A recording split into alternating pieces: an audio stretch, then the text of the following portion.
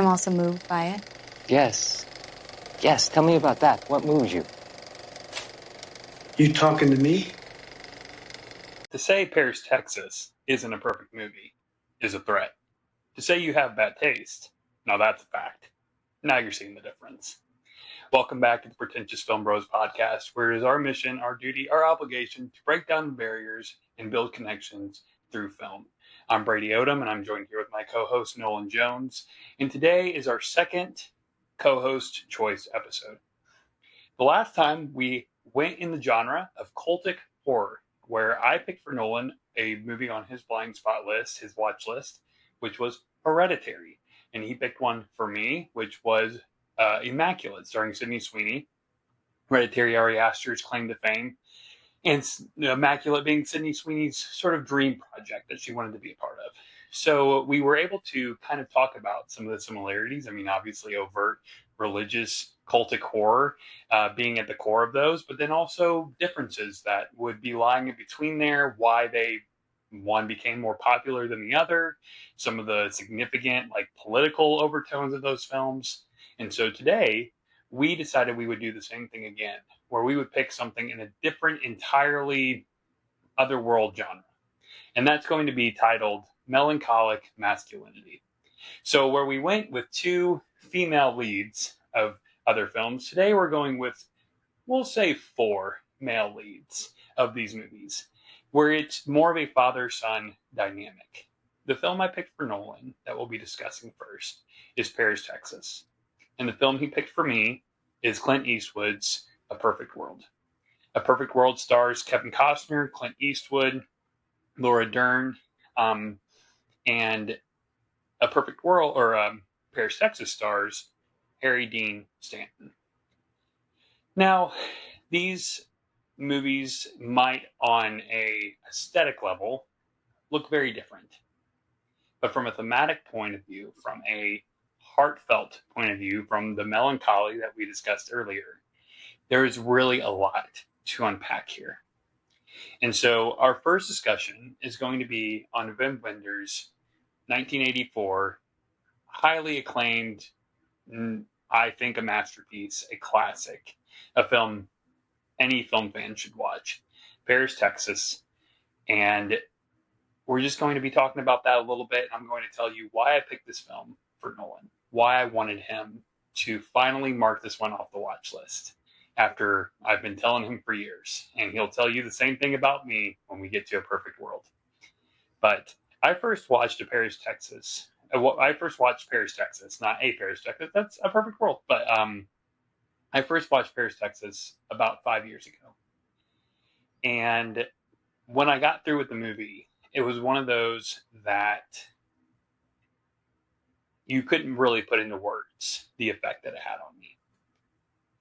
Not because I understood all of the deep thematic messages, not because I understood every frame, not because I was able to comprehend everything Wim Wenders was doing in that movie, but because it made me feel a way I couldn't really explain. It made me feel a way I couldn't put into words. It just was significant. It was incomprehensible in some capacity. And it really just left this lingering feeling for the past 5 years. And about 2 months ago, I decided it was time for a rewatch. And I had a friend come over and we sat down and we watched Paris, Texas. And it was actually his idea. I gave him a number of movies we could pick. And he mentioned Paris, Texas. And I almost didn't want to watch it because Paris, Texas is a very bright, although albeit gloomy, but sunny movie. And it was supposed to rain the next day. But he was like, hey, when I come over, can we please watch Paris, Texas? I was like, I don't know that I want to watch it on a gloomy, rainy day. But then I thought, well, if it really is as good as they say it is, it doesn't matter in what environment you watch the movie. Well, he came over and it actually just so happened that the rain subsided. And we had a very nice golden hour that we got to appreciate Paris, Texas. And it is a perfect film. And, they asked the question, is 4 years a long time? Well, in the last 5 years, I've gone from being a single man to married with a child to co-owning a business to starting a podcast. So I would say 4 to 5 years is a plenty long time.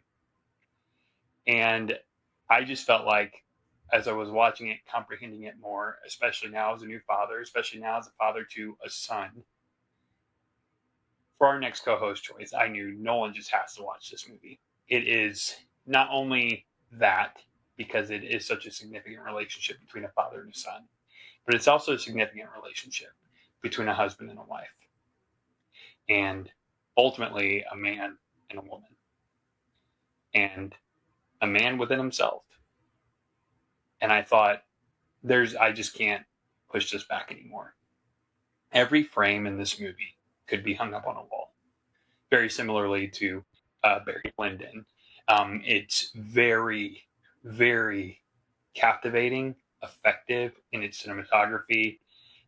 It is one of those movies that you can almost pick any image and you can hear the banjos, right? You can hear the music behind each picture that they have in that film. You can see Henry Stanton's face just as sad and as disrupted as it is. Arguably the best face acting of any film I've ever seen. And he doesn't even have to make an expression. He's just so perfectly suited for this film that it just rings so true. The deep, deep hurt in this man. And so, Nolan, you finally watched Paris, Texas. You finally gotten through to see one of the best films ever made. Do you agree with that? You don't have to answer that first off. But this story of a man who's wandered off for 4 years, coming back, not knowing who he is, arguably the same for any man who's gone 4 years in time. Who was he 4 years prior? Coming into contact with his family, his brother coming to his aid, and seeing his son for the first time in 4 years. This journey to find his arguably former wife. What did you think? How did you feel?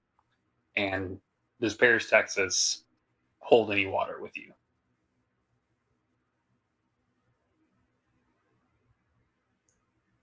I'm quiet because I feel like once I start speaking, you might reach through the computer and break my nose. Oh, okay. That's okay. So I'm really glad that you got to lead off because I wanted to hear why this film was so special for you. I wanted to hear what made this magic work. Because of all the things that you said and your emotional response to the film, I'm not going to even touch. That is your emotional response, and it's 100% true. But taking the film itself, of all the things you said about the film itself, the one place where I can agree with you wholeheartedly is every scene from this film could be put up on a wall. This film is absolutely gorgeous. I loved the colors. I loved the vibrancy of the colors. You've got the costumes. You've got the locations and the settings. You've got even what I would consider the ambiance, the green, foggy smoke just kind of blowing through the city. This is a really gorgeous film to look at. That being said, that's one of 4 things that I really appreciated about this film, which for a film that runs 2.5 hours, that's obviously not the glowing review you want to give. So this will be an interesting discussion. We can have some back and forth here as we walk through it, and maybe you can convince me about the perfection of Paris, Texas, because I want to be convinced. I want to have that experience that you had, and maybe in 5 years' time, when I decide to give this another run, maybe I will, because as you said, a lot can change in 5 years. I'm not quite as far along the journey as you are yet, but I've had some of those similar things happen. You know, I've been married now for 3 years in December. So that would fall under 4 years ago, 5 years ago. You know, I've gone from being a temporary hand at my job to actually being employed by the company where I work. I've gone from no internet presence really to now here I am with you on YouTube. and this is one of the most enjoyable things I've gotten to do over the past 5 years of time or 4 years of time. One of the things that I'm most excited about that have begun anew. So with that, I agree with you there, and that's one of the beauties of film, right? Where we get to see how it changes us and how our perspective of it changes after so many years through. But anyways, I'm going to quit rambling. I'm going to start with just the journey of the film, I guess, and just walk you through it.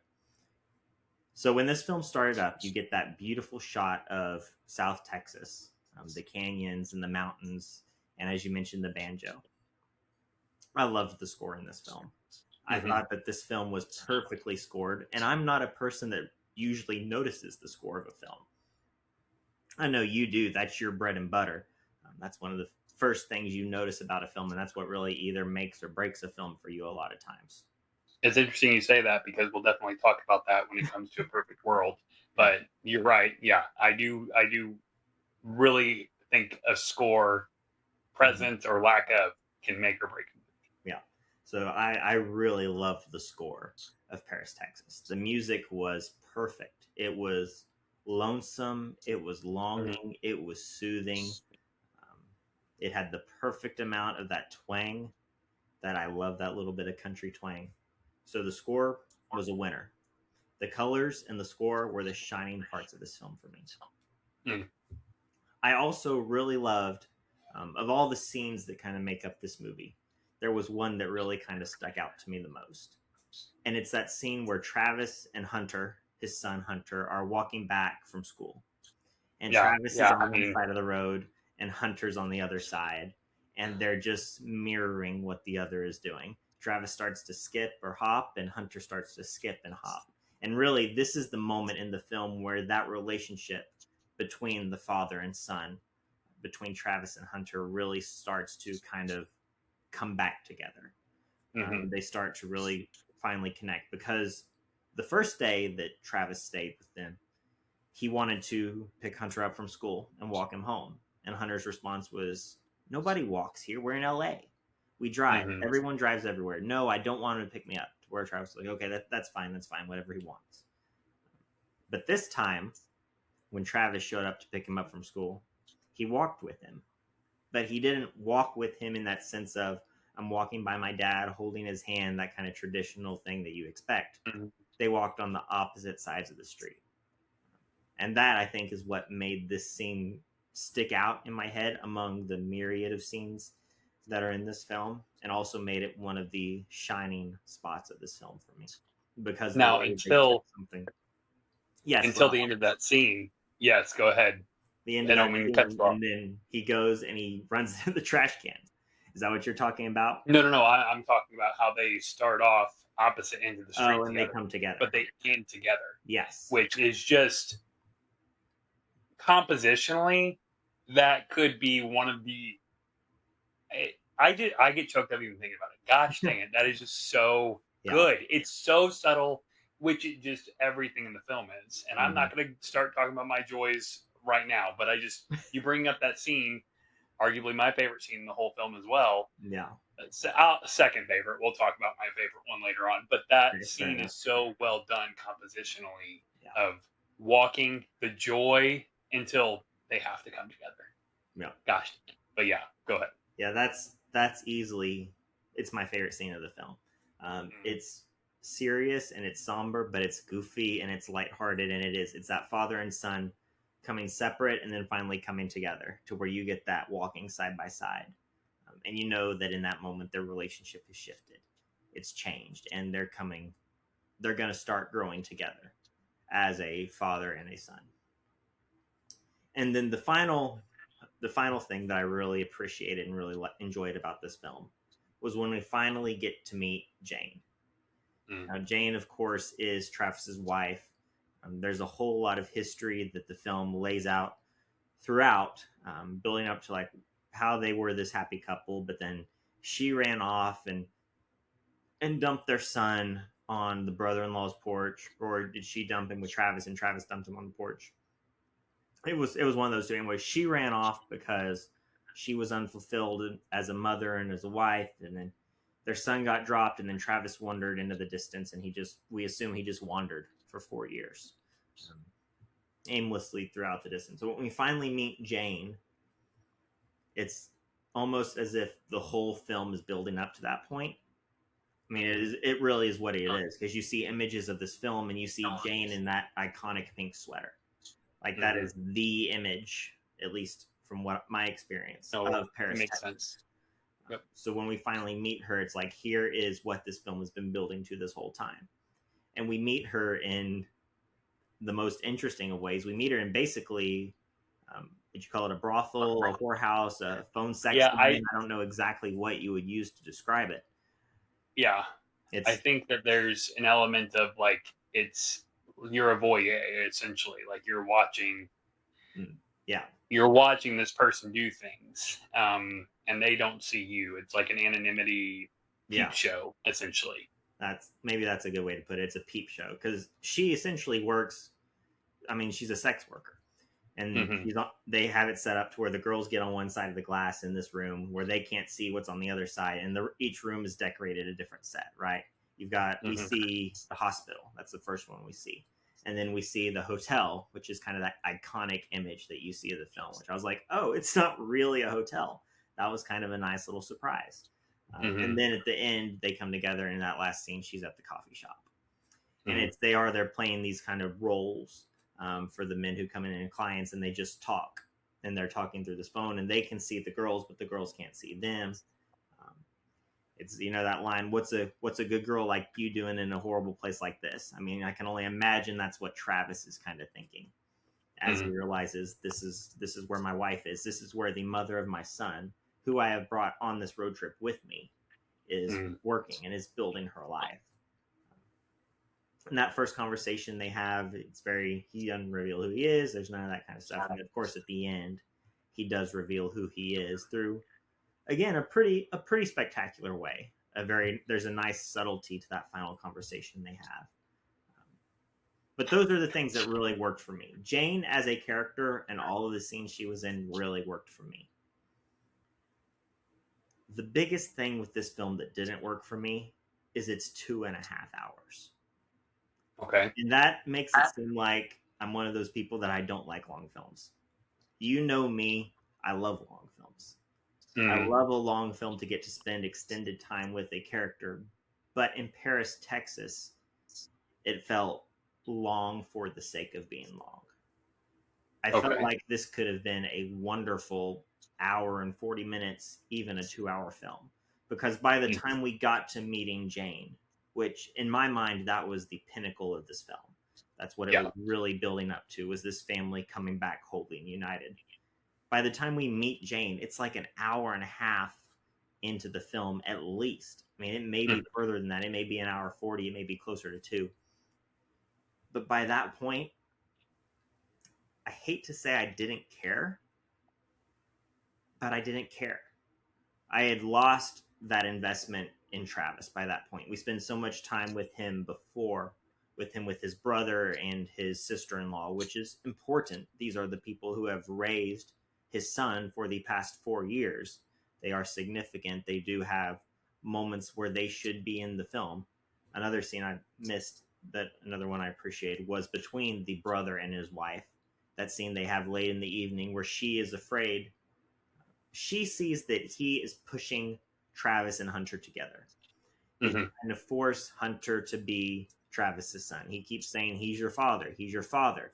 You should want to spend time with him because he's your father. You should walk home from school with him because he's your father. And she is seeing this as, even though this is true, and even though it is good for a boy to know his father and to have a relationship with his father if it is possible,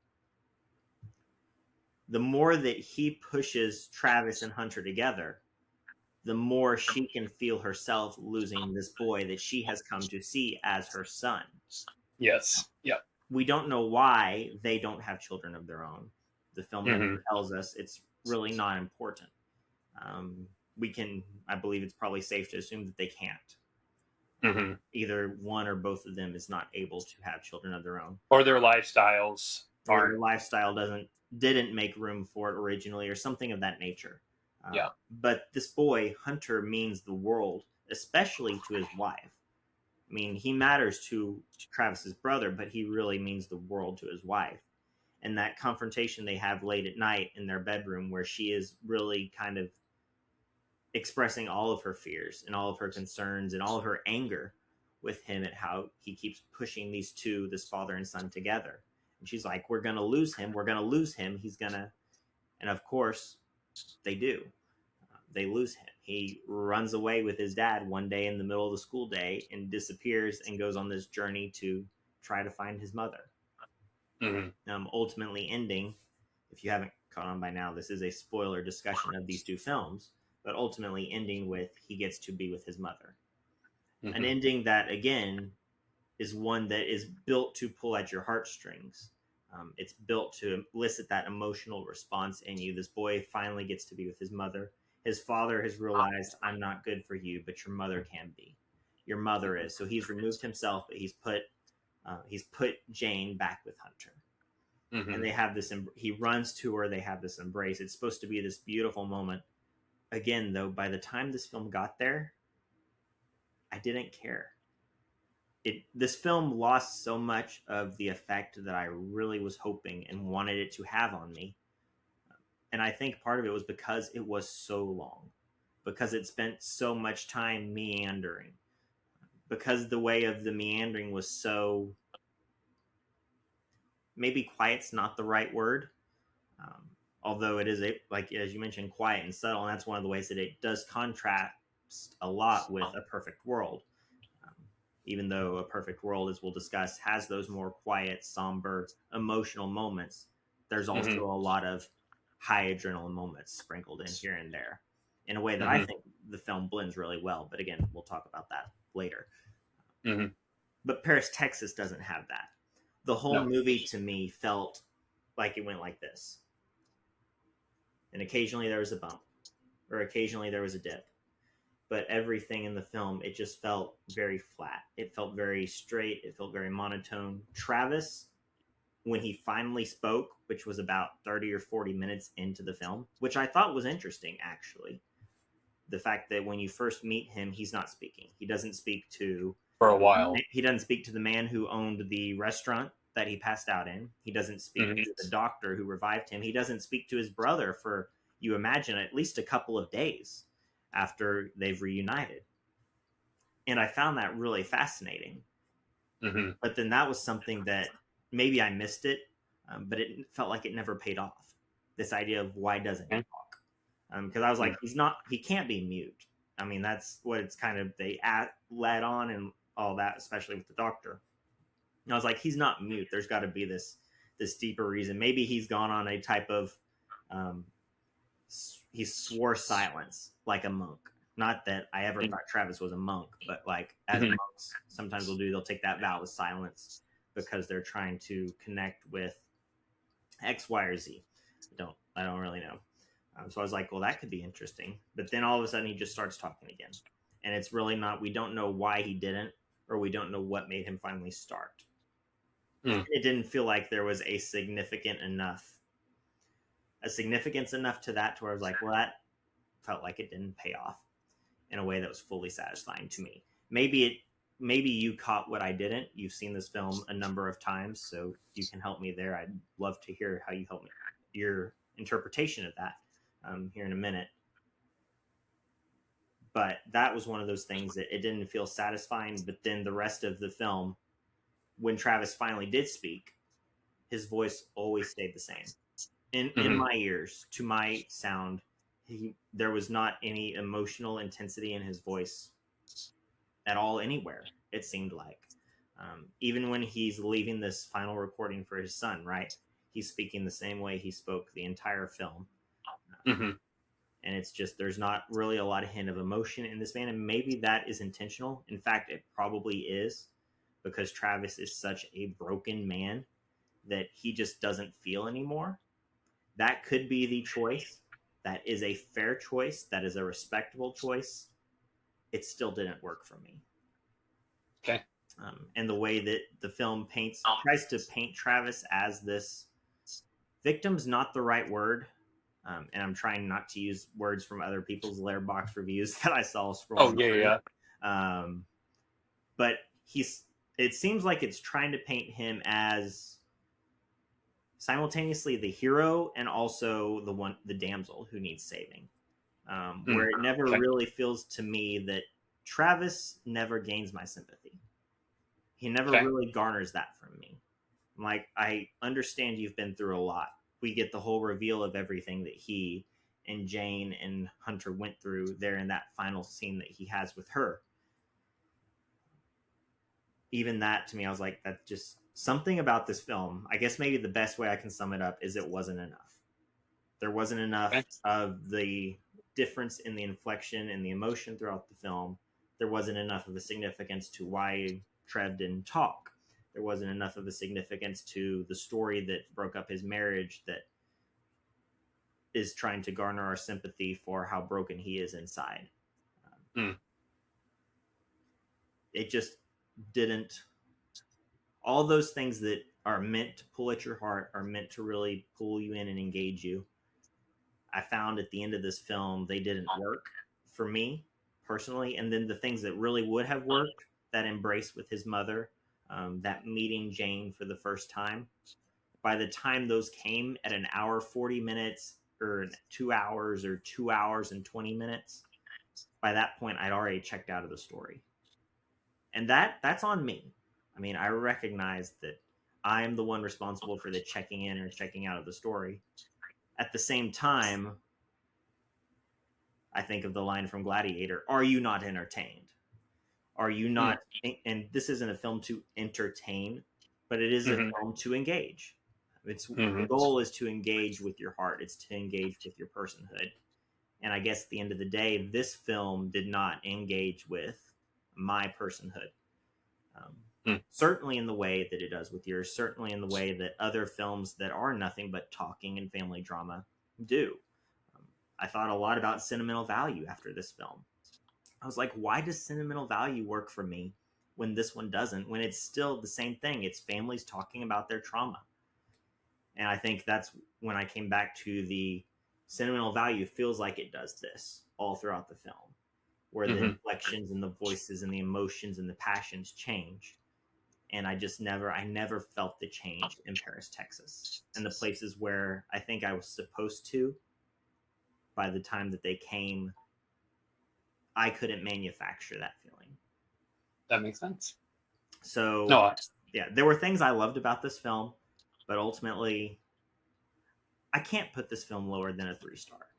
I just can't, because to do so is just wrong. It's too technically well made. It's too beautiful to watch.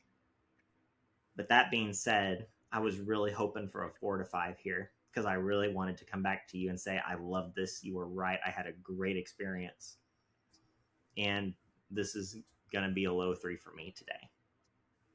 Okay. No, I'm glad. I mean, that's part of why we do this, right? We share our films with others, and then we get the bash on them when they tell us how bad of the perfect film this is.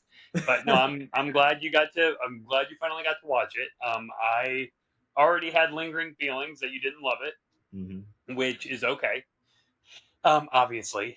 And so, but I appreciate your honesty, like, towards the film. I do want to, obviously, we'll have this discussion now, like the things about it that I really do enjoy, the things about it that I think my goal is not to persuade you. I think that I don't ever want to persuade you. I want you to have your opinion on its own. Right. I just want to share with you. If you're persuaded by my opinion, that's great. But if you're not, that's okay too, right? And so, but I'm happy to talk about why I think Paris, Texas is a perfect film. And I would love to hear. I mean, I want to hear why the magic works for you. That's what I was most excited about coming into this conversation. Yeah, and I think that I'm going to do my best to not allow emotional opinion kind of override this discussion, because I don't want it to be based solely on the emotional impact of this film. Albeit that is a lot of what happens in this film is emotionally delayed. But That's a lot I of just film want in to touch general. on a couple. Say that again. That's a lot of how film works in general, especially Exactly. And films so like the two we're talking about tonight. I don't want to rely wholly and solely on the emotional impact this film has on me. I think that there's a lot, obviously, it goes into film. When you watch a movie, they're hopeful that you have some emotional resonance, right? That's what Absolutely. art is it's appealing to your intellect and appealing to your emotions. And Paris, Texas, I think there's a lot of things I wanted to kind of just touch on, things that you mentioned, and what you kind of had, like maybe some flaws that you see within the film, and sort of just touch on why I don't see them as flaws. So we'll talk about Travis and his speaking, because I think that's one of the more big things about this film. Mm-hmm. So Travis doesn't speak for a good while.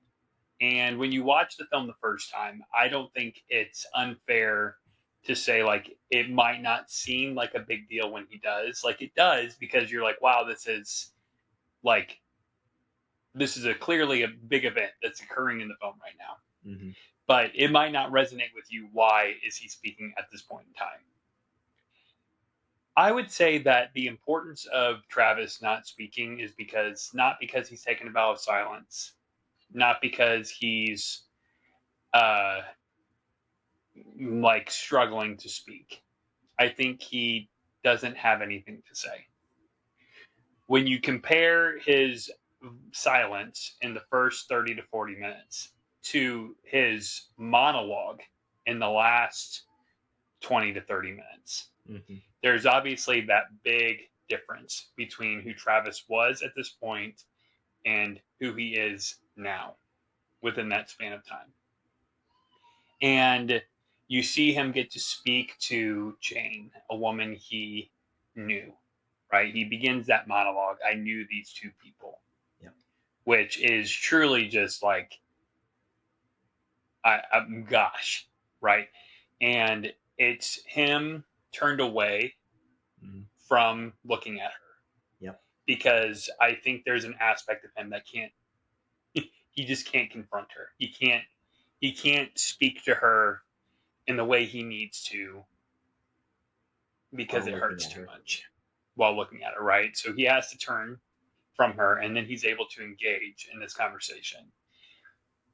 The thing that's so beautiful about that scene is, one, we're now hearing Travis talk for a good span of uninterrupted time. We're getting to watch his reaction and her reaction. We're more focused on Jane, right? Right. But also in that scene, you have Jane in these bright, warm lights in this room that she's surrounded in, and he is in the cold, dark.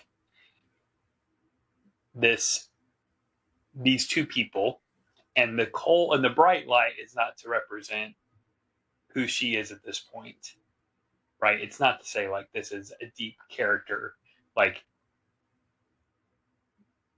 aspect of who she is, because she's not happy and bright and light. And the cold dark is not entirely inherent in who Travis is either, because he's getting to speak to the love of his life at this point in time. It's to show the contrast of how far apart they've grown together. Gosh dang it. That is just like, when you watch movies and they just do things that are so simple, but they have such a brilliant, profound effect, I think that is just true. You can't teach that kind of filmmaking, right? And they're not trying to do anything special here. They're not trying to be super poetic. They're not trying to do something that's super challenging to light or shoot or write. There's darkness here and there's light here. And you see how far apart they've grown from each other. Texas is a flat state. Texas is not a hilly state. It's not one that is big and grand as far as the mountains you're going to be coming into contact with. It's a mostly flat state, much like the temperament of this film, right? It's very flat. There's no big peaks and there's no low valleys. And I think that the film what Wim Wenders was trying to accomplish here in Paris, Texas. This sort of monotone vibe that you touched on that is very accurate to what the film is. These big moments in our life, there is no big score playing in the background. There's no huge emotional resonant scene that just grabs our attention and pulls us in and just fully grips us. It's here we are. This just happened. Now, how you respond to that, whether it be with a joyful laugh or a grieving sob, or however you're going to interpret what you just had happen in front of you or happen to you, that's on you, how you interpret that. But there's nothing outside of that makes it any bigger or any smaller, right? For example, you could have something happen in your life tomorrow that I don't have, that I might not even be aware that it's happening, right? But you will be feeling the weight of that situation, whether it be good or bad. Mm-hmm. My mood will not be affected by the event that occurs in your life tomorrow until maybe you tell me about it. But when it's happening, I'm not going to be feeling that right towards anything that's occurring in your life, and vice versa, right? And I think the reason Paris, Texas takes this time, this 2.5 hour time period, I think it has for me sort of the Space Odyssey effect. When I watched 2001 for the first time, it felt like it dragged. I still really liked it, but it felt like, man, that took forever to get where we were going. And then the next time I watched it, it flew, just absolutely soared. Paris, Texas did the same thing. The second time when I watched it, it soared. It was this very quick, like not adrenaline rush, but it just, I was just so captivated and engaged the entire time from beginning to finish that I didn't feel the runtime. But I can totally see you feeling the runtime as a completely fair statement. That is not an unfair statement. I think too, if I'm not mistaken, you watched this after work, right? It was probably about 6 o'clock. Yeah. When we started this movie.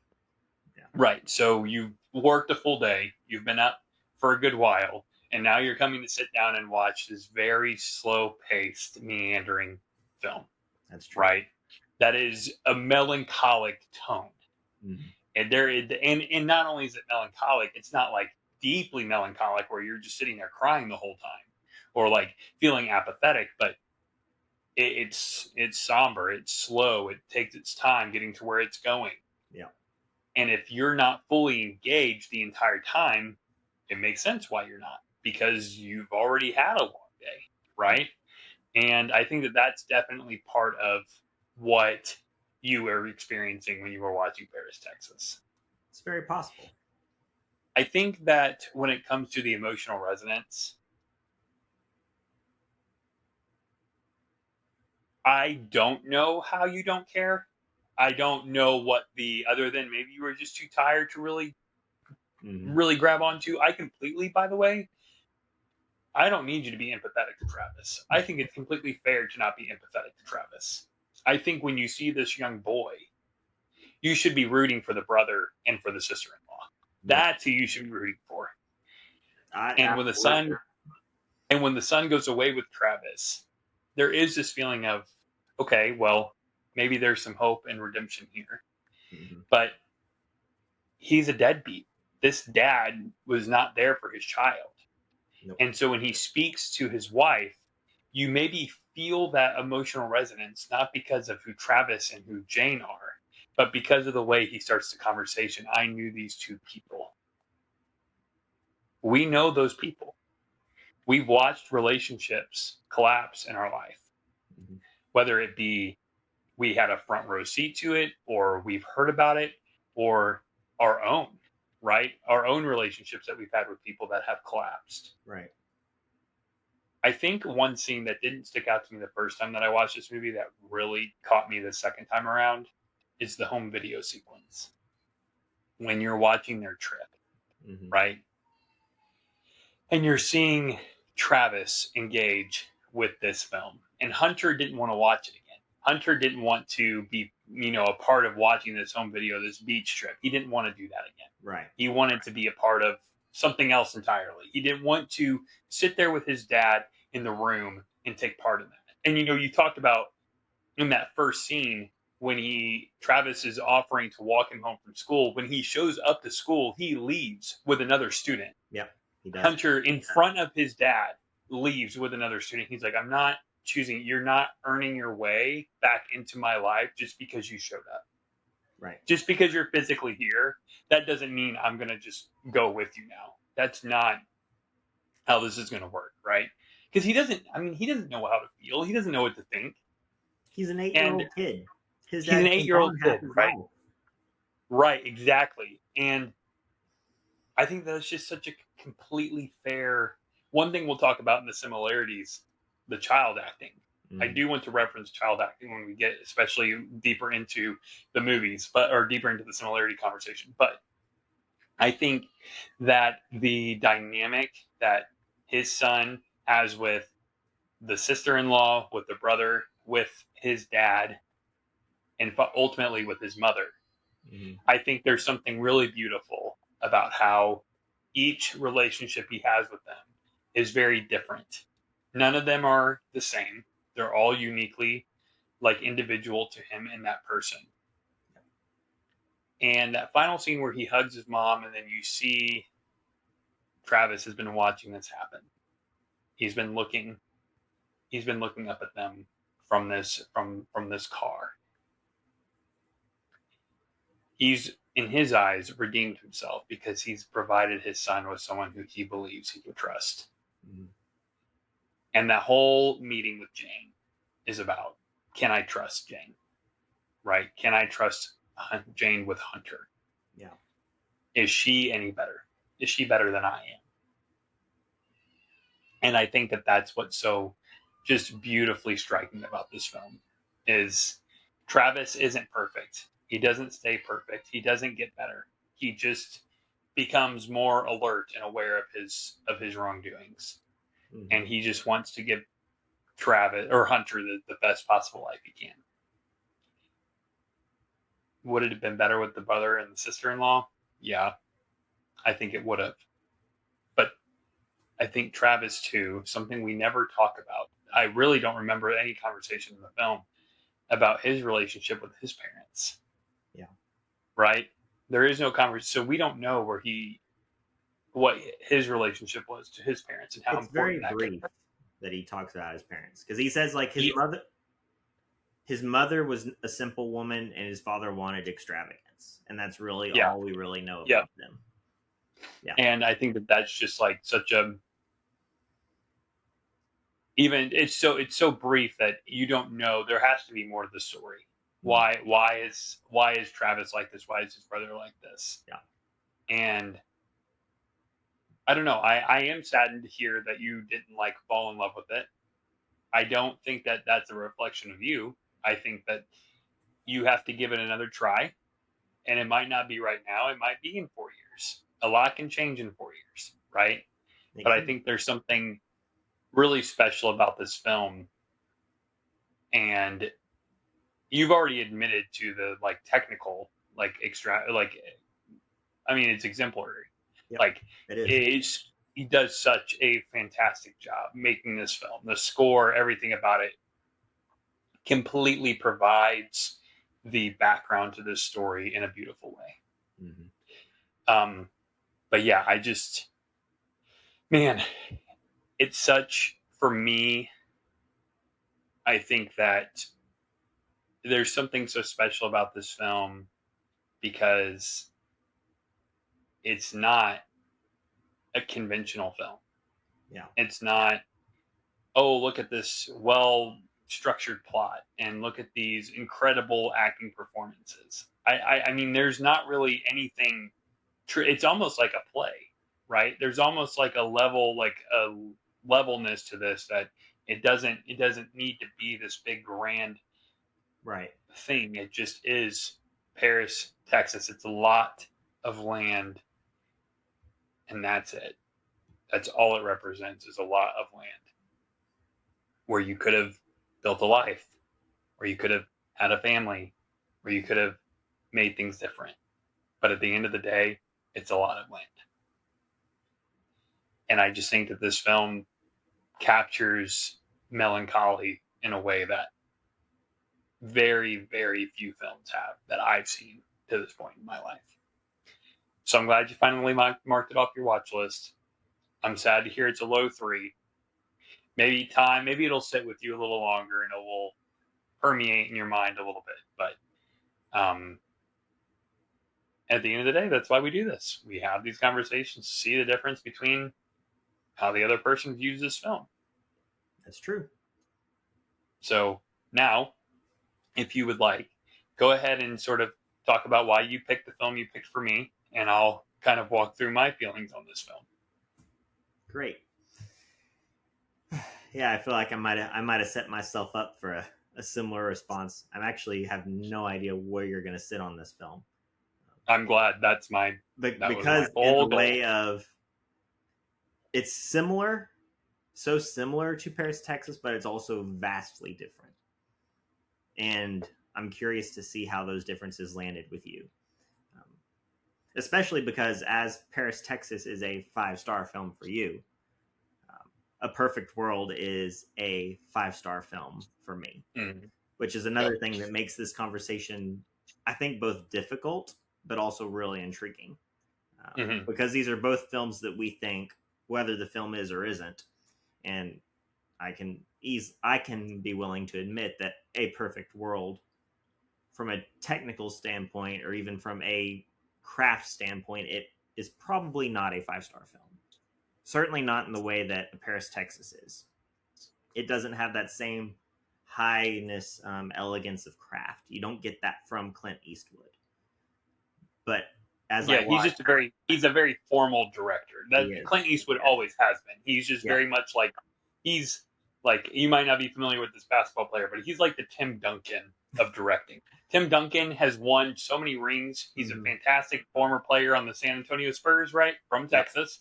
And he wasn't flashy, but he got the job done. And he knew what he was doing. I think that that's exactly the best way to describe Clint Eastwood. You're right. It's not like... Yeah, he's a very... Conventional feels like the wrong word for Clint Eastwood. But at the same time, that's probably the appropriate word. He plays by the basic film structure, by the way film works. He plays like a... And I don't have any affinity for Clint Eastwood really as a director. This is one film of his that I love. But he plays like a Chris Nolan or like a James Cameron, where it's very traditional in the way he moves about his stories. There's not a lot of high art. He's not a Wes Anderson. He's not a Wim Wenders type filmmaker. So that'll be interesting to see how that story flips on your reply. But anyways, moving on. A Perfect World, I couldn't tell you how I came across this film. I couldn't tell you when the first time I saw this film was. I don't remember. It's been years. It was before I knew you, which that was before 2020, 2018. So this is a film that I've seen long ago, and I've seen several times since. I've probably seen the film 3 to 4 times, so I've not seen it a ton, but I've seen it a handful of times. It's one of those films that I always forget about when people ask me, what are some of your favorite films? Because I'm not a person who watches a lot of Clint Eastwood. I'm not even a person who watches a lot of, but I'm blanking on his name now. I'm so irritated. Kevin Costner? Yes, Kevin Costner films. So it's one that easily flies even under my own radar when I think about some of my favorite films. But then just a couple years ago, I rewatched it with my wife, wanted to introduce it to her, and I realized I'm not going to forget about this film anymore. This is one of my favorite films, and I knew it was one that had an impact on me. And because when I saw it, and after meeting you, it was one that I told you, hey, you need to put this on your watch list. It has been there for years.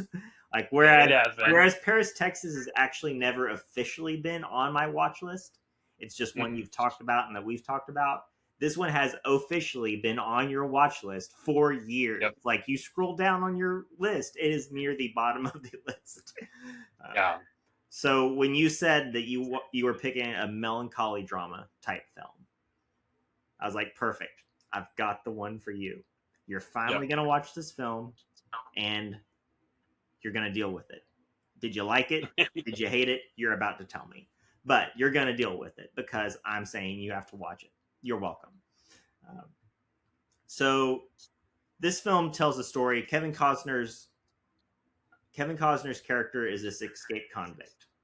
You know, and early in the film, I actually forgot about this, but the film begins on Halloween night. Yeah. And the first thing we see Philip with his family. And they're a very devout Jehovah's Witness family. A single mother. I believe he has 3 sisters. I think that's right. And then I believe he may not be the youngest, but he is the only boy. He's the only boy. He's the only boy in this family of girls. Which immediately makes there is no dad. Yeah, no, there's no dad present in this film at all. We don't ever see Philip's dad. He's briefly mentioned even later on in the film. But so it begins with his family, and we see that Philip and his sisters are kept very isolated from the world by their very devout Jehovah's Witness mother. Yep. And maybe that was the first thing that kind of sparked my interest, because I always love to see a film where religion plays a part. Because I want to hear what non-religious people, making that assumption on Clint Eastwood's behalf, have to say about religion. So that immediately, from the minute, just brings me into the film. But then that keeps intercutting with Butch escaping prison, Kevin Costner escaping prison with this other prisoner who he doesn't make it very long.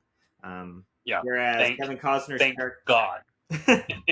Whereas Kevin Costner's character is very calculated and very much an honor among thieves type of character. This man that he escapes prison with, he even says it. You know, this is a relationship of usefulness is not the right word that he uses, but it's one of convenience.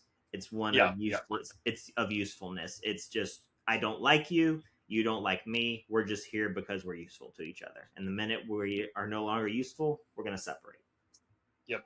So Kevin Costner and this cellmate, this other prisoner, they break out of prison at the same time that Philip and his family are caught in the middle of these Halloween extravaganzas. The next morning, Philip gets woken up really early by his mother. It's probably like 4 a.m. She's waking the kids up. She's making breakfast. And who strolls in their house except for not Kevin Costner, but his partner, his escapee with him, with the happy, itchy trigger finger and all kinds of crude and cruel and wicked intentions, breaks into their house. And to make the long story short, for the 2 men to escape without being arrested, without being shot, without having to go back to prison, they kidnap Philip along for the ride. Yep. So then Philip's kidnapped by these 2 men. They go a little ways down the road. Eventually, I'm gonna look up Kevin Costner's character for me real quick. I think Butch is his name. Do you remember? I don't remember. Is it Butch? All right, well, double check that for me so I'm not calling him the wrong thing the whole time. No, I think you're probably right. Yeah. Anyways, at some on down the trip, very early, hotshot Triggerfinger cellmate makes a mistake, and Kevin Costner gets rid of him. To which, when Clint Eastwood, who is in natural Clint Eastwood style, playing this rugged, small-town sheriff, he is the law, as Clint Eastwood often was in Clint Eastwood's films. He is the one that's hunting down these escaped prisoners, and he's going to bring them back. And that's how the rest of this film plays out. It's that tension between Costner and between Eastwood, and this chase of this cat and mouse. He's trying to catch him. Laura Dern is with Clint Eastwood. She's playing a criminologist. She's really great in this film.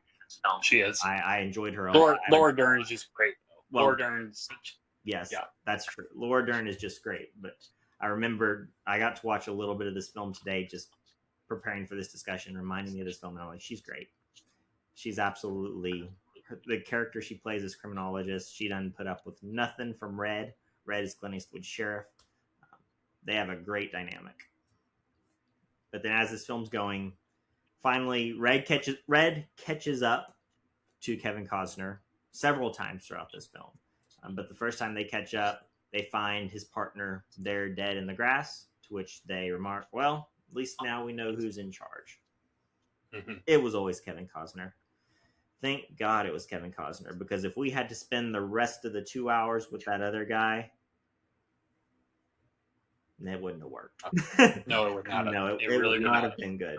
But then so Kevin Costner and Philip, they're along on this journey now. And you get the sense that while Philip is technically a prisoner, technically a hostage, Philip doesn't see it that way. No. And Kevin Costner never seems to force it that way. Once their partner's gone, it's this relationship of, it's not a father and a son, because Costner is not Philip's father. But it's this relationship of an older man giving a boy who needed this connection with an older man, that connection that he always needed. Growing up in this family of all sisters and a mom, there's so much that Philip never got. He never got, as Costner says, he never got to play ball in the yard with his dad or play grab ass, which I'm assuming it's wrestling in the yard. I guess so. Just his way of saying it. Just to make that clear, this was not. Anyways, we're moving on. Sorry, you can cut that if you want to. But he's like, your old man was never there. He never taught you how to play ball. He clearly never taught Philip how to shoot a gun. We find that out pretty early on. He just wasn't there. He wasn't there present for Philip. He was never there to instill that confidence in Philip.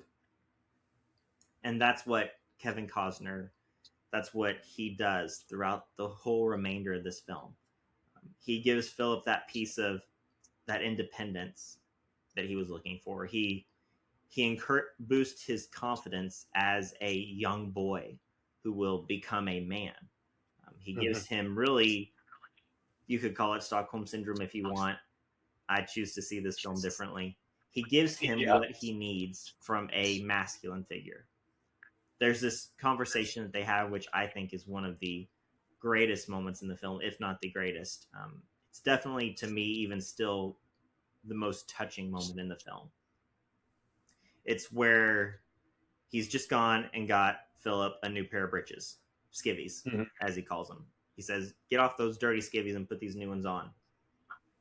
And then comes to find out, well, no, Philip actually stole a Halloween costume of Casper the Friendly Ghost. And he says, all right, well, go ahead and put that on. Put it on. And Philip just kind of sits there and he doesn't move. So to which Kevin Costner says, I'm just going to quote the line all the way. He says, what? You scared that I'll see your pecker? Mm-hmm. To which Philip responds, it's puny.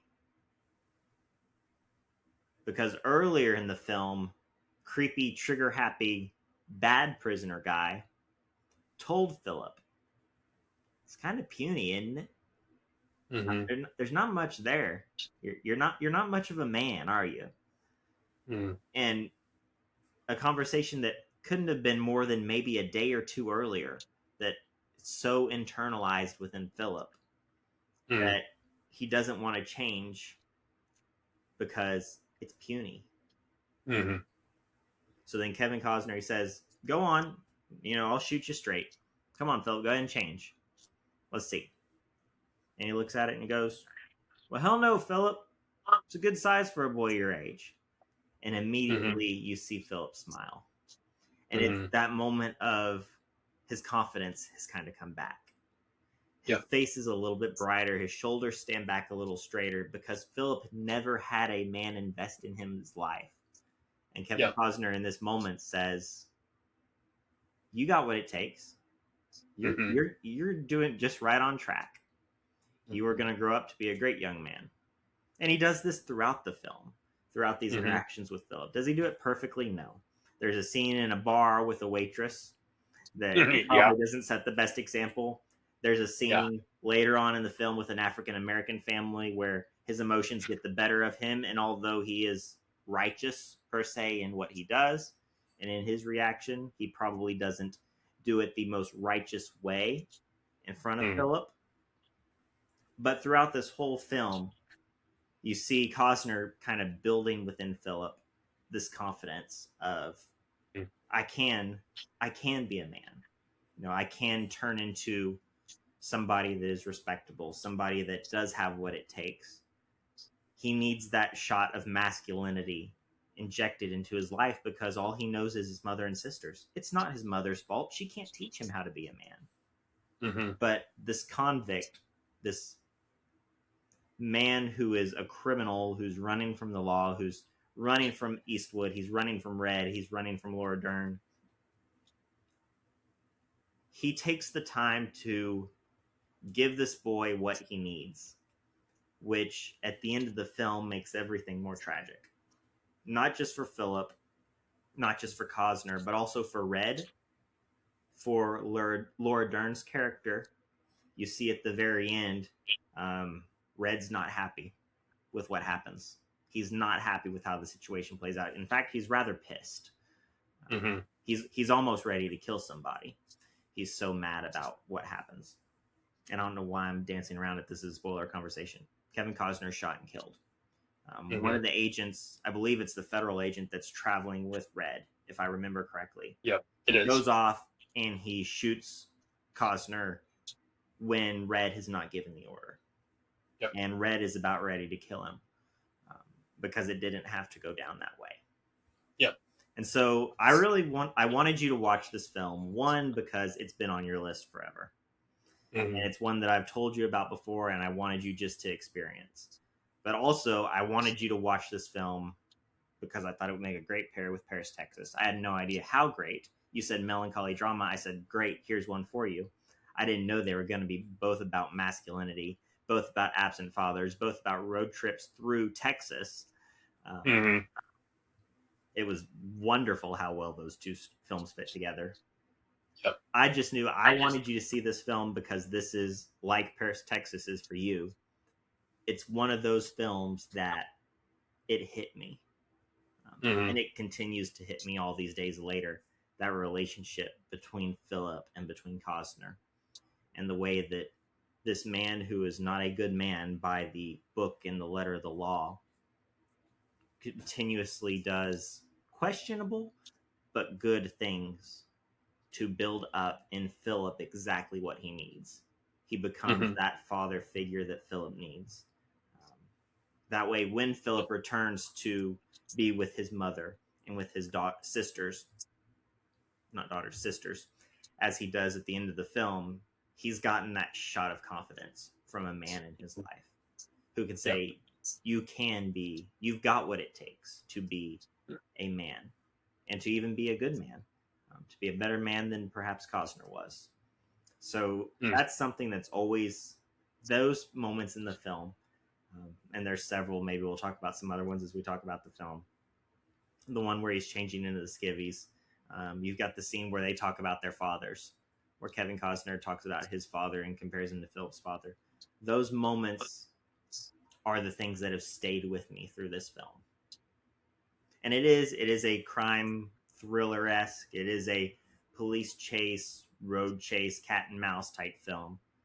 Yep. But that's another thing that I think plays to a big strength of this film is how it balances those moments of melancholy and of building Philip up and those moments of just quiet peacefulness, living life, both the joys and the hardships, because there's a lot of joyful living life moments throughout this film. With the kind of fast-paced car chase, that was them turn around, chase them through the brush. Oh no, the trailers come off the truck kind of moment. Yeah. And I feel like this film balances those things really well. And that's why, for me, this is one of those films that has flown even under my radar as a favorite film. But I'm here to officially set the record straight. A Perfect World is one of my favorite films, especially when it comes to the heart of what makes a man, what a man needs to hear from other men in his life. And I just find it really, really special because ultimately of that relationship between Philip and Costner. So what did you think, Brady? Walk me through How was your experience? Hit me. Well, I can tell it's a good thing I already formed my own opinion, because you definitely were trying to lay it on thick there by trying to convince me how good a movie this is. So I'm glad I formed my own opinion, but I also appreciate hearing your passion and like your feeling towards this film. And I think everything you talked about makes sense as far as like what the film is hoping to accomplish and what it sets out to do. Mhm. So also, very quick side note, this came out the same year Jurassic Park came out. And Laura Dern plays two entirely different characters in those films, It and does. I just find that very fascinating for Laura Dern. So one of the best actresses we've ever had, in I would say cinema history. But that's a conversation for another day. Fair So, enough. A Perfect World. I'm always excited when you recommend a movie to me that I can watch with my wife. And my wife is not like the biggest film buff, but she really does enjoy movies. And she got to watch this one with me the other night as well. And I will say too, one thing that's so funny is that waitress scene did really catch me off guard a little bit. I did not anticipate it to get that crazy. I mean, it obviously never goes across the PG-13 bounds, but Right. that definitely was something that I was like, whoa, that came out. I did not expect that. And so even when you're watching the film, you don't know if it'll go to that length. Yep. But it kind of does. And so I'll say this about A Perfect World. I really liked it. And I think that you picked a really great film to compare to Paris, Texas. So I'll talk about some of my nitpicks first, Okay. and then I'll talk about the overall feeling I had with the film. There were some nitpicks that, for example, this film is very dated.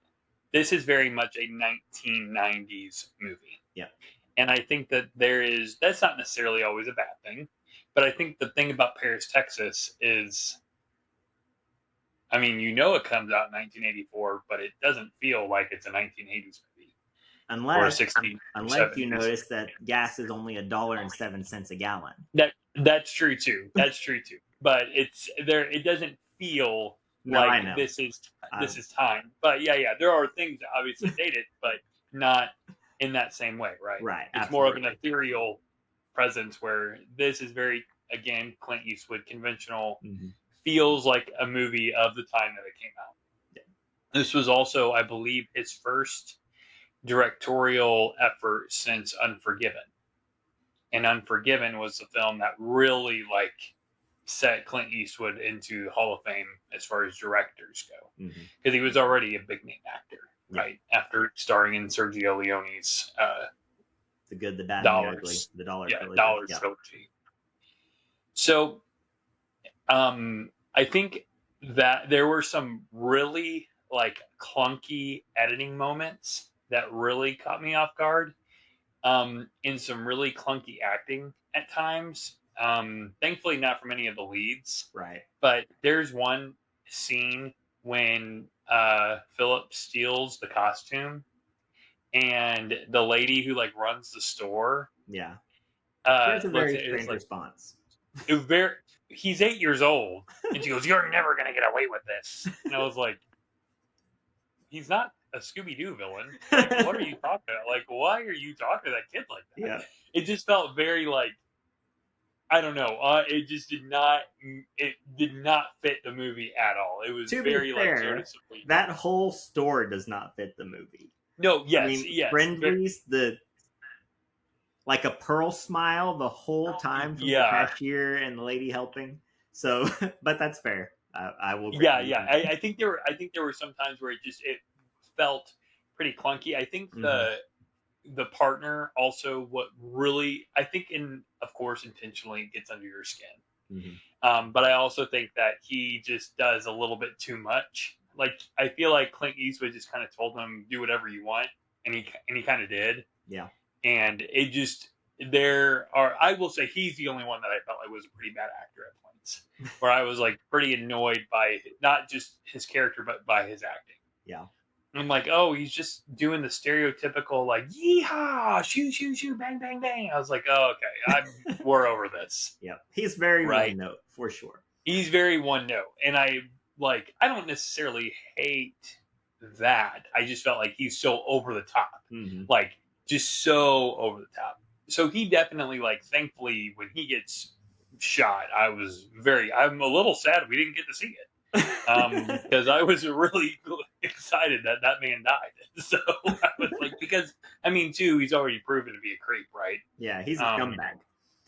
He is definitely a scumbag. So I was really, like, looking forward to, like, seeing his demise. Mm-hmm. Another scene I wasn't too, like, sold on is there's a scene where Butch takes Philip to go trick-or-treating, and they show up at this house, and it's out in the middle of nowhere, and he has Philip ring the doorbell, trick-or-treat, and Halloween was the day before, right? And he then flashes his piece at the woman, and she gets scared and nervous. She goes back in, shuts the door, comes back out, and gives him all kinds of food, right? So what's interesting, though, is she, like, has the door shut. She's back inside for a moment, and they're waiting for a considerable amount of time. Yep. But she doesn't think to call the cops. Like, hey, there's a man who just flashed a gun at me, and he's essentially robbing me. Like, and she doesn't think, hey, and also he's with a young boy, and it seems just kind of weird dynamic. Like, I don't know. I just thought that was, like, pretty interesting. Yeah. So, it's not like the end of the world. It's not like, oh, that just takes me completely out of the movie. But I just thought it was, like, a logical decision that didn't really make a whole lot of sense. And enough. the one other, like, big logical thing in the movie that I didn't love, I can see the point of it, but I was like, I just wish they would have, like, really made sense of this. The governor gives them that metal trailer for them to use for a manhunt and expects it back the next day. It's a manhunt. It could take weeks. Yeah. It could take months. And he's like, yeah, I need that. So he needs it back in the town that it's leaving from the next day. So it's like, catch him immediately. Which I just was like, okay. There are a couple scenes that, like, stick out, not necessarily a bad way. They stick out. The scene with the governor played for comedy.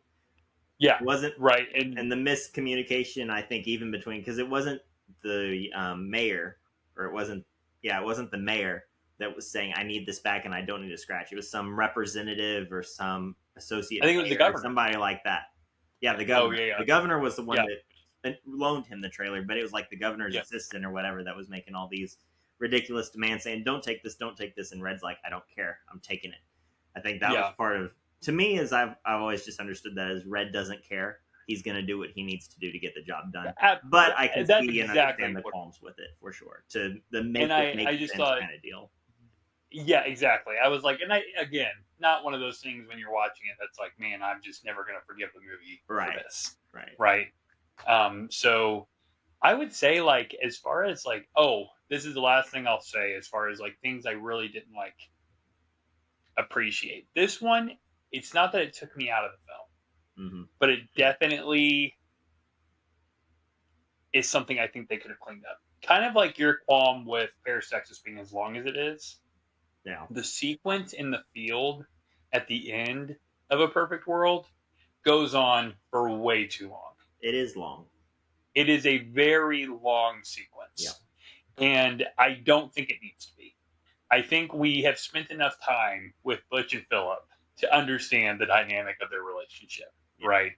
We don't need any more, like, this is where the melancholy really comes in.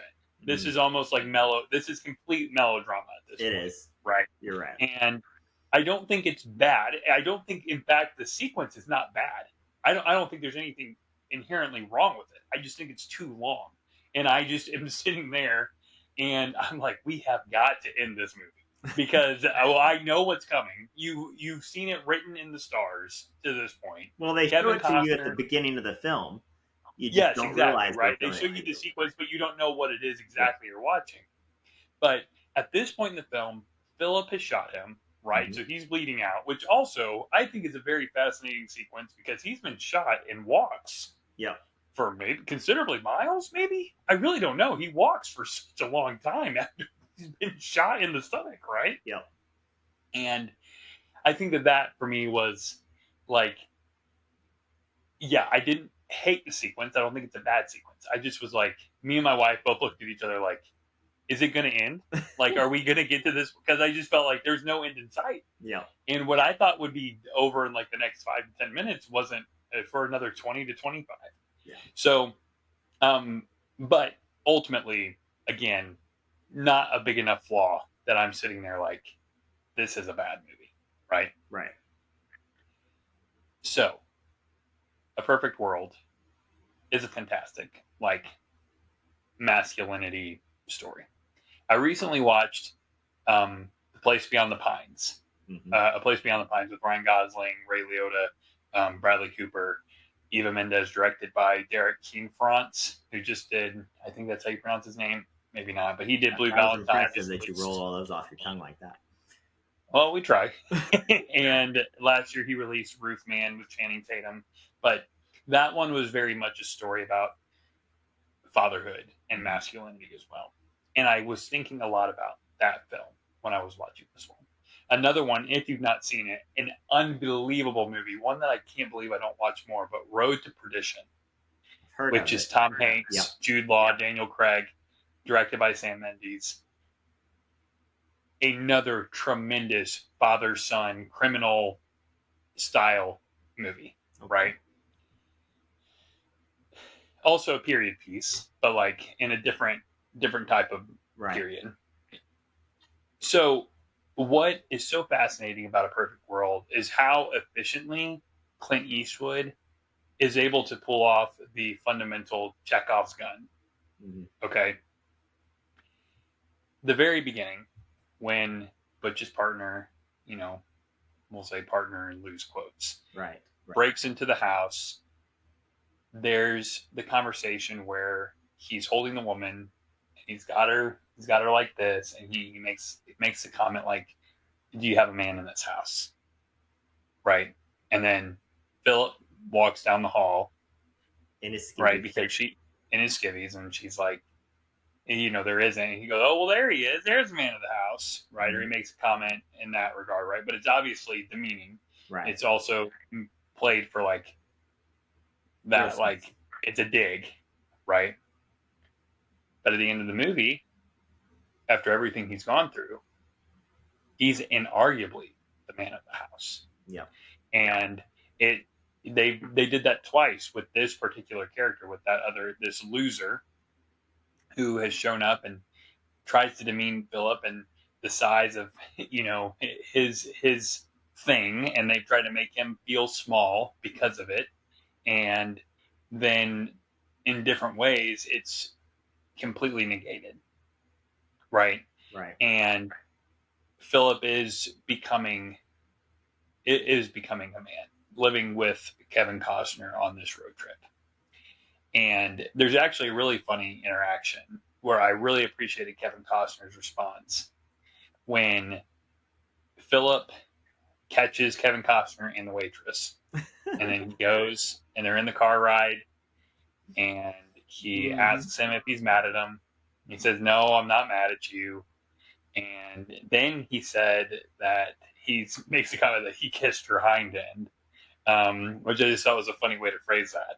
And he then asked Kevin Costner, did you love her? You love her? Who? The lady who cooked the hamburger. Yeah, Philip. Yeah, I love her. Kissed her butt, didn't I? I love the waitress. He's like, did I love who? And he's like, the woman who gave us the hamburger. Which I just thought was really funny because that really is all she was, right? She was a waitress. And he sits there and with complete sincerity as to show Philip, you should only ever do this with someone you love. He tells her he loved her.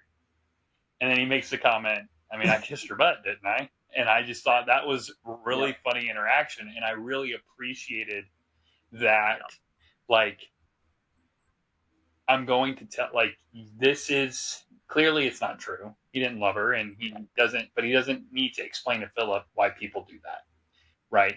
And Philip should grow up knowing that you should only be doing things like that with people you truly love, right? He knew what he did was wrong, but he knew how to present it in a right way to Philip, which I really appreciate. Right. Yes. Yep. Yep.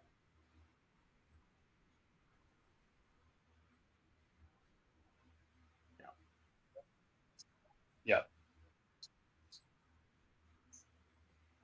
And he has that similar, and he does that similarly when Well, Philip steals the ghost which I costume. thought The Casper that's costume. funny. He sits him down, and then Philip asks the same question. He says, "Are you mad?" And he says, "Well, let's understand each other. Stealing's wrong, plain and simple. Yeah. But sometimes, if you need something real bad and you can't pay for it, it's okay to take a loaner out." Yeah. And it's completely not. I mean, it's not true. He's like, it's the loophole, and it's completely not true. Stealing is stealing, period. But he takes the time to tell Philip that, and then he injects it with that little bit of humor because he's like, I can't tell you flat out that you can't. And I think that I'm a criminal is what Kevin Costner. For me to tell you that, I think he wrong. is But really he makes it very clear. capable. Like, let me be very clear. Stealing's wrong. So he does. Being the father figure, he walks that line needs of to be for Philip. Where he's like, here's the black and white truth, right? But more of like he also remembers Philip's an is maybe the way you could put Kevin. The shoes you should really put Kevin Costner in, right? And I think the one thing that you could really like, to me, I'm still wrestling with how much I like it. The daddy issues are laid on pretty thick in Kevin Costner's life. I mean, when the mom smacks the child because she spilled soda. Yeah.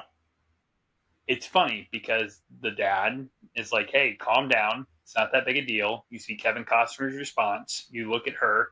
The reason I have such an issue with it, I'll get back to that point, but the reason I have maybe like I'm wrestling with it more is because it's really well done, but it's just so thick. It's just like, okay, I get it. The man has father problems. Like, okay.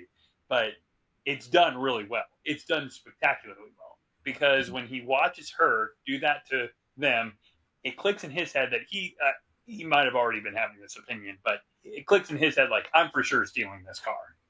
And then the dad talks to the wife, and he makes a comment like, hey, it's not that like big a deal. Like, we need to calm down. Like, it's okay. Right. Well, later when he steals the car from them and he's talking to Philip, he's like, it'd been a real shame if I had to kill him. Yeah. Right. But he says, but I think his name's Bob or something. It's like a very generic white man name. But he makes a comment. He's like, he's a good man. He's a family man. And not just because he gave him the car, but I think it's because of how he disapproved of the way the wife treated the child. And yeah. Mm-mm.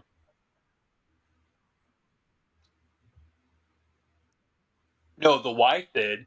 And he says in response to the wife, like, I still love you. And she slapped the daughter. Now, I thought, so the wife, and it's like he's telling the daughter it's not that big a deal. Son. And he's sort of apologizing to his wife son and say when he says sorry to her. Because I remember, because I was like, it is definitely the mom who slaps the daughter, and he apologizes on behalf of the wife. Like, don't. Oh. Okay. The white family. No. That was going to be my contrast, right? So later on, like, you see him, like, this is the point of the father issues I was talking about. It was like, you could see, like, he respected the white man more. Is this the white family, or is this the black daughter family? Because he responded with grace. Oh, I'm thinking of the black family. family. That's what he wished his dad would have treated him better. It's like, we understand. This really could have been called father issues. But then later, when he's picked up by the person who's plowing those fields, that family, and he goes there and makes him breakfast. He smacks the son in the head, right? And that's when Kevin Costner, like, is obviously disapproving of that because it's not okay, right? You shouldn't hit a child like that. Well, the scene later on that prompts Kevin Costner's Butch to become manic, essentially. That part actually, for me, I don't know if it's a flaw or not, but the dad doesn't need to smack his child at that point. There's actually no reasoning or push, even there's zero motivation as to why he smacked his child. Now, if there had been, not that there's ever a justifying reason to smack your child, but there should have at least been something that prompted him to be angry with him. There wasn't even anything that made him angry. He just walked over to him and he just smacked him. You're like, what the? So that's when Kevin Costner goes crazy and he ties him up and he's very clearly going to kill this person. Right? But he's pushed now Philip's character into being a man. He's now allowing him to make the decisions on his own. And that's when Philip decides to take matters into his own hands and he shoots Butch. And then he runs away and he gets rid of the keys, throws them in the grass, and he gets the gun and he throws it down the well. Because he didn't want to have to do it, but he did. And then Butch chases after him, right? And when you get to that field and you have that exchange, right, now that you've seen Philip, because what was also the Chekhov's gun fundamental, right, is at the very beginning of the film, he tells him to point the gun at him and tell him to stick him up. And then later on, he actually points the gun at him.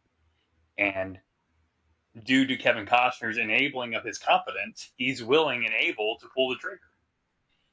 Right? So there's so many good things about this movie that I really do appreciate, that I really do like. And I think that he's able to...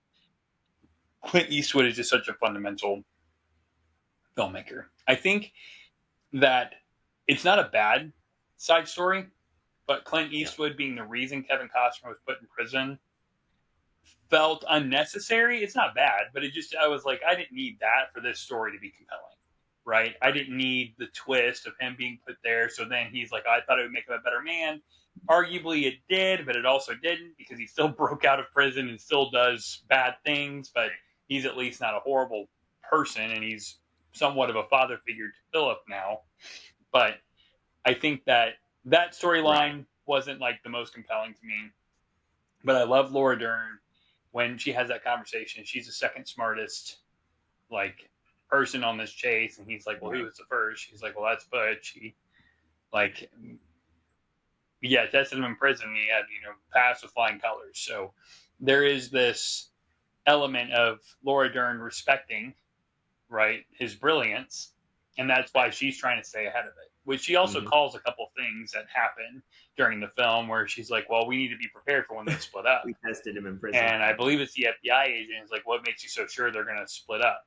And she gives her reasoning, and sure enough, they do split up, not to go their separate ways, because he kills him.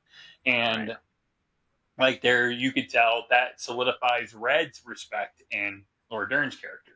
And so there is that like, oh, okay, he's finally realizing he can be a partner with her. And then even later, which it's the dad from Get Out, by the way, the FBI agent is Allison Williams' father in Get Out. Which is just very like, I just was like watching it. I was like, he looks really familiar, but I could not place him. I was like, I have no idea where this guy's from. So then I looked it up and I was like, oh, he's the freaking dad from Get Out. I was like, that is crazy. Oh. He would have voted for Obama for a third term if he could have. Huh. Like, that is nuts. And so it just was, his character too is give or take. I mean, he's fine. He's not like, wow. Yeah, he's not like, wow, this is true. And I would say most of the characters other than Butch are pretty one note.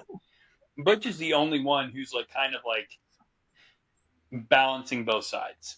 So I don't think it's a perfect film. I'm not gonna like grow up and He's like very feel one note too. like this is like the best father-son story I could show someone. But it is an effective film. I would say it's somewhere between a light, not to use another YouTuber's like rating scale, but I would say it's somewhere to a light to decent 4, like for me, in that middle range. I really did have a good time with it. Really effective filmmaking, a good movie, solid work. Clint Eastwood is really solid as a director, and Kevin Costner. I've never had I love Kevin Costner, but I really loved him in this movie, and he's a big reason why this movie works as well as it does. Yeah, so I 100% agree. And so, yeah, I mean, you kind of touched on some of the similarities between Paris, Texas, and between A Perfect World, but I think that it really was much more similar in ways that I didn't expect. Now, Paris, Texas, of course, I think is much more melancholic. It's a much more somber film. It's not a hybrid. It's not a road trip / cat and mouse / psychological escapee. We're gonna try to catch the criminal. There's nothing quite as evil as Butch's partner in Paris, Texas. But the fact that it takes place in Texas, I didn't realize that, and I thought that was pretty fascinating. I appreciated that. Another idea I had for this episode's title was Texas Turmoil, but I decided to stick with Melancholic Masculinity. I think that's more accurate. That's true. I think that's more accurate for the filmmaking and the styles in which they employed here, and the stories that they tell. So I really do think that, for me, I can understand 100% why this is a 5-star film for you. The themes, they're really, really effective, and I can see why they resonate so well with you and so well with others. I do think this is a really solid Clint Eastwood film. And I think Paris, Texas is one of those for me that it just appeals to me in different ways. And it's more my style. I think this is more your style. A Perfect World is more your style. Of Paris, Texas is more my style, of what we enjoy to watch. But yeah, it's sad you didn't enjoy Paris, Texas, at least more than you did. But I'm glad that I enjoyed A Perfect World. My wife also really enjoyed it. It is. And so that just was something that was really exciting to see. Wow, I'm glad I got to mark this off the watch list. There's nothing more satisfying than seeing the watch list blue icon on my review and then it going away because I finally had seen it. And what's interesting is one similarity that I was not expecting. I wrote this as my line review for A Perfect World. He says, I definitely believe in ghosts. Yep. Right. This ghost of his past, this ghost of the thing that haunts him, what's constantly on his mind, right? As I said, we get it, father issues the movie. But when he said that line, he was saying it to Philip. So subtextually, he's also saying I believe in you. Yeah. Because the Halloween costume he stole was Casper the Friendly Ghost, right? Which is also just such a great choice for a Halloween costume because ghosts are not usually noted as friendly. But Casper was a friendly ghost, and Butch is a criminal, and criminals aren't usually encouraging of young boys, but he was. And I think that was really, really, really good. I thought that was really solid, imagery for him to employ in that film. Well, Paris, Texas is a film all about ghosts. You could argue it's a ghostly film itself. Butch was a friendly and criminal. I really did not expect that similarity when I was watching A Perfect World until he said that line, and I was like, yeah, wow, that is a great drawing comparison. You could almost believe that line is also in Paris, Texas. It's so aptly fitting for both films. And I appreciate that aspect of very much so. Masculinity is a lot of what either we internalize, right? It's puny. Masculinity is that internalization of information that's given to us from other men in our life, right? And I think here it's really just in Paris, Texas, and in A Perfect World, what is haunting us is the makings of a man. What right. And what are we willing to learn from? How are we willing to overcome it if we do overcome it? And I think that is just, that's such a good picture of masculinity, is believing in ghosts. You have to believe in them because they do exist, but you don't have to succumb to them, and you don't have to let them rule your life. Right. But to not acknowledge them at all is a mistake. So that was one similarity among the many that came from it that really spoke to me. What about you? What was the similarity that you appreciated and caught on to when you were watching these two films?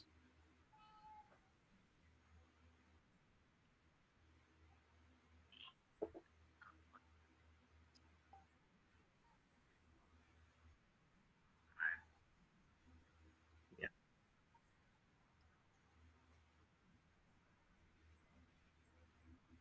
Yep.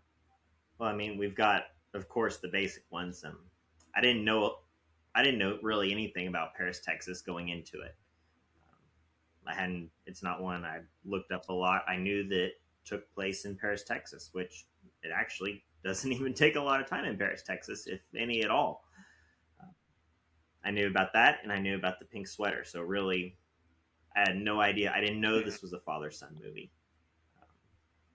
Obviously, just right there, very much on the surface of these two films, the comparison between the two. Yep. A film about adoptive fathers, or not adoptive fathers, but father heads who aren't actually fathers, right? You think about the uncle, about Hunter's uncle, who was that father figure for 4 years, even though he was not Hunter's actual DNA father. The same way that Butch stepped into that father figure role, if only for that couple of days versus couple of years for Philip. The similarity is just between the two boys as actors. You've got two boys that are very kind of insecure, very not sure of themselves, both with Philip and with Hunter. And through their relationship with Phillips with Butch and Hunter's with his actual father, these boys become more of what they always were, more of what they could have been. Hunter becomes much more maybe compassionate, willingness. You see, because with his father, that compassion it's very slow. That acceptance of him is very slow. He has to earn it. But then he sees his mother there at the end, and it's that instant connection with his mom. He rushes to her. He doesn't have to take that time to, you've got to earn your place. Maybe that was something he learned with his dad, with Trev. And then Philip, a lot like you said, Philip goes back the man of the house. He goes back having had these experiences, having learned what it looks like to be a man, both in good ways and in negative ways. In a way that his whole family dynamic changes. I mean, if I'm remembering the end of the film correctly, his mother decides that Halloween is okay, which you could argue isn't. I mean, you have people argue from all different things. But I think that's great too. I think another similarity you could draw from is the similarities between the mothers in the films. At the end of the film, for Philip how they are not perfect so people you see either. That experience is shifting their you have obviously that the maybe there's absence hope for their family to be something Jane more than in Paris, what Texas, it was. and contrasting with the overabundance of presence in Philip's mother, and the things that Philip is not allowed to do because his mother's belief in Jehovah Witnesses or in the Jehovah Witness religion. There's the things they're not allowed to do. They're not allowed to celebrate birthdays or Christmas or Halloween, and you see that also kind of dynamic to play out between Butch and Philip later. He's like, go ahead and make a list of all the things you want to do, like that you're not able to do at home. And he asked him, like, how do you spell rocket ship? Which I just thought was really funny. Like, well, that's not necessarily, you aren't necessarily unable to do that because your mother's Jehovah's Witness. It's just like, that's an impossibility for you at this point. But I really appreciated when you watch both of them, though, they both care for their child Right. in the way that they can. Jane cares for Hunter by sending money every so often, right? And that's actually the only reason they're able to track her down, is because they know at this time on this date she deposits this amount of money at this bank. Mm-hmm. And that's what leads them to be able to find her, right? And you even have that whole situation, which I think is pretty funny when you watch it. It's not like haha, laugh out loud funny, but they just miss her. But Hunter catches the car, so then him and Travis get in the truck, and then they're driving on the highway, and they see the same red car. It's the exact same red car, and they have to like go instinctually like, well, which red car am I supposed to be following? He's like, well, I don't know. And they get closer. He's like, it's that one. He's like, you're sure it's that red car? Like, it just is funny because they would have to wait another month before they could be able to find her again. So this really was this one shot, but it just showed in her consistency. Every month she was going to be at that bank and she was going to give money to help take care of Hunter. And even the sister-in-law makes a comment. Sometimes it's $5, sometimes it's $500. Like, it's never a consistent amount, but the fact that she goes is consistent. Right. So in their own ways, they're trying in the best, arguably the best way they can to be a mother to their child, forcing their religion on this child, which is not always healthy for them. They have to learn to either appreciate the belief on their own, right? It can't be the mother's faith they're living off of. It needs to be their own, right? Yep. And then Jane, being the mom, absent, but trying to be present in a way that she feels is capable, right? And you learn too, what I think is interesting, because of the life that Jane leads, is probably the determining factor of how much money she can send that month. It's not that she's inconsistent because she doesn't care as much one month or another. It's probably because it's all she can afford to send because of the nature of her job. And so I think that that's also brilliant writing, and just on both ends, right? We are defined as people from, I think, the relationship you have with your mother and your father. And sometimes they can be overbearing, or they can be completely absent, right? And so that's the way you have the absentee father in a perfect world. You have no idea. He actually makes a comment, Philip's like, well, my mom says he'll come back when I'm about 10 or so. And Butch immediately, instead of like playing to that tune, he's like, your mother's lying to you. Like, he doesn't let him sit in that false hope. He tells him that's just not true. That's just not going to happen. So I think as far as the distinct, like, this is what the fathers are doing in this film, I think it's more subtle what the mothers are doing, but just as important. That's a lot. Just as impactful. Because the mother may be overbearing in a perfect world, but at least she's there. Right? And the mother may be absent in Paris, Texas, but at least she's thoughtful of him. Right? And there is that longing in her, like, I wish I could see my son. Yeah. I wish I could be the person I need to be for him, but I need to figure this out for myself. So she's selfish, but it comes with good intent. And so it just shows us we're not perfect people. And it's not a perfect world, right? But in a perfect world, there might be care from both of our parents in the level that we actually deserve it, right? And so, yeah, great pairing, much better than I even anticipated. I even called you. I know we talked about this. It was like, because just from the description, I was like, I have no idea, right? Like, I hadn't watched A Perfect World. You hadn't watched Paris, Texas. I didn't know much about A Perfect World. You didn't know much about Paris, Texas. Right. So we just kind of like, I was like, hey, watch Paris, Texas. You're like, hey, watch A Perfect World. So it like, and I even told you, I was like, we're going to watch A Perfect World. If I don't think they're going to go well together, I'm going to tell you, and we're going to have to talk about it. And then some way, somehow, they fit like gloves. Right. So unless you have anything else to add, we'll go ahead and close our discussion.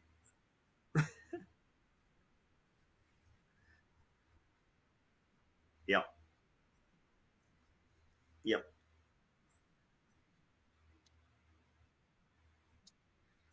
They do. Yeah. No, I think that's great. Just as we do, thank you all for joining us for this second episode of Co-Host Choice, 21st episode altogether. So we just keep going. We don't have any plans on stopping. Actually, we don't know what we're going to do next. We haven't talked about the next couple episodes. We've been on a pretty strict pattern, but now it's all up in the air. So we're going to get to go on that journey over the next week or so, figuring out what we want to share with you. Of course, all the holiday seasons are coming up, so that makes for easy discussion. But we'll get there. We'll definitely bring you something to listen to, something to engage with. But we appreciate you listening. We hope that after this discussion, maybe hopefully before this discussion, you went and you checked these movies out. But if you haven't, if you don't mind, plot points here and there and spoilers here and there, these are both films that we would both recommend. Brady obviously recommends them a little higher than I do, but I would still say especially if you like the higher art type films, Paris, Texas is one that it is worth seeing. It is a very well made film, and it's worth you forming your own opinion, because you may be like me and you're like, it's great, it didn't hit me. Or you may be like Brady and you're like, man, this thing hit me like a Mack truck, and I feel it every time. So we always encourage you, go and check out these films yourself. Find them at a library, find them on a service somewhere, and just check them out and engage with them, and then come back and engage with us. We love hearing what you guys think. We always encourage you just to engage with other podcasters, other movie content creators. We've got other YouTubers like Stories of Old. Brady always gives a bunch of them. Blank Check is another one that we mentioned. Film Spotting is a great podcast to listen to. They talk every week. They talk much more scholarly and eloquently than we do here with the Pretentious Film Bros. You've also got the next show. We do pretty good. We're getting good now. We're definitely learning, and we're learning how to enjoy the journey. It's been we've been doing this for almost a year now, and we've learned a lot, and we've blundered a lot, and we've had a lot of really good successes as well. So we're excited to keep bringing you guys content, keep sharing stories with you, keep building connections through the films that we love. So until then, you guys watch a lot of great movies, and we definitely believe in Ghost. So go defeat some Ghost. Well, one thing's for sure now. I definitely believe in ghosts. Oh, and in case I don't see you, good afternoon, good evening, and good night. I'm finished.